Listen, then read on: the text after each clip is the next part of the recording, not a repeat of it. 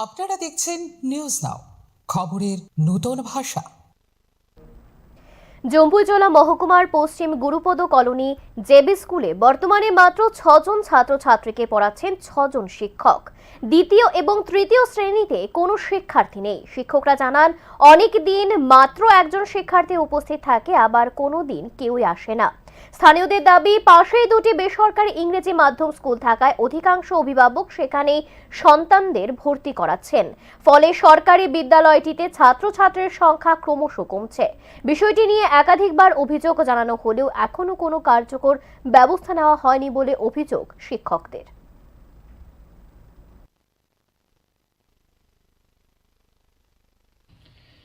পশ্চিম Gurupada colony GB school 6 জন ছাত্র সংখ্যা, teacher teacher ওই 6 জন। 6 জন। আজকে কতজন প্রেজেন্ট আছে? 5 জন টিচার, একজন সিএল ছুটিতে। আর ছাত্রছাত্রী এটাই তো বলছি, তো আমি প্রথমেই তো বলছি 6 জন। আজকে আজকে আজকে তো একজন আসছে। কি কারণ, মানে স্কুলের সংখ্যাটা এটা তো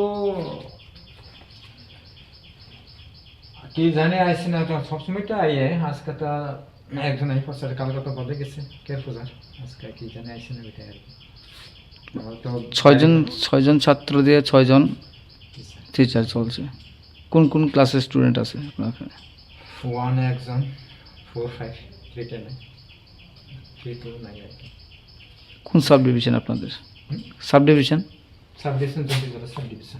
ইনচার্জ আপনাদের এইচএম না, আমি ইনচার্জ আসেন, আজকে ছুটিতে ছিল। নাম? ইনচার্জের নেই, বিল্ডিং ডেভেলপ। স্যার আপনার পরিচয়টা?